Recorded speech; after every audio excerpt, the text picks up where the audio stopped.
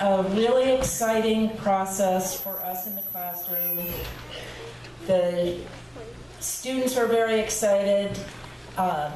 We had writing project assistants who came twice a week for about 9 weeks and worked with the students.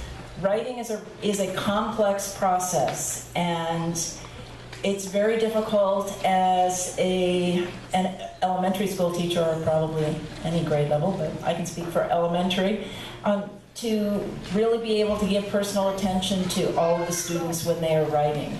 And the writing project assistants really were able to do that. And I was inspired by seeing them as they asked the students questions as they went through their whole process of brainstorming ideas, deciding what idea they were going to write about, picking out the kernel of that story, just what they wanted to develop, and then writing it effectively so that other people would enjoy hearing the stories. So two of my students are here to tell a little bit of their stories.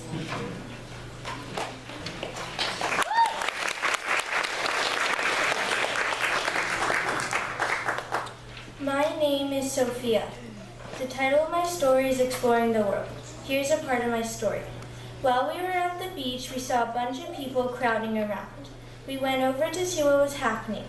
We saw a native Mexican who was preparing to jump in the ocean from 100 feet high between two rocks. I couldn't believe he did that for money. But we kept on walking on and reached a hotel called the Brother and Sister Hotel.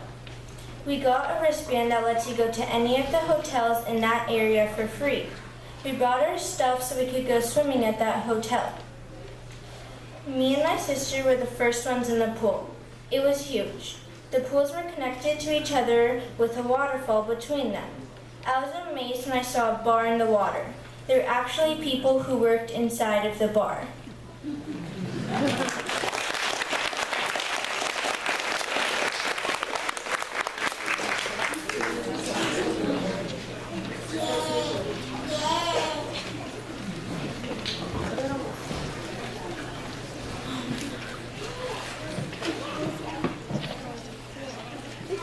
My name is Jonah, and I'm going to be reading part of my story called Alien Comics, but you don't learn about the Alien Comics part until you get the book.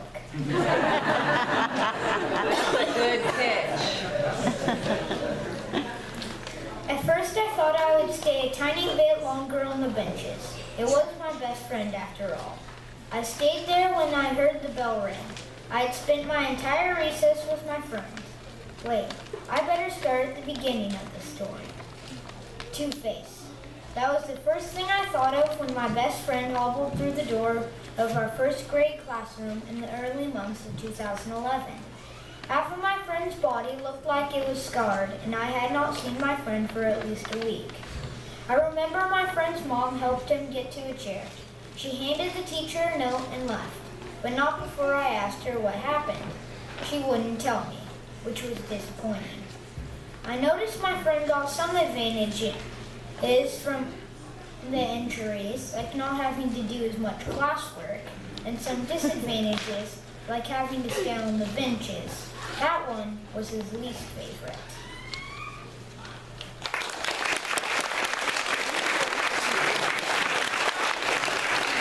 Thank you, Jonah. All right, can we have students from Kim Dudley's class? Teachers, if I can ask you to check the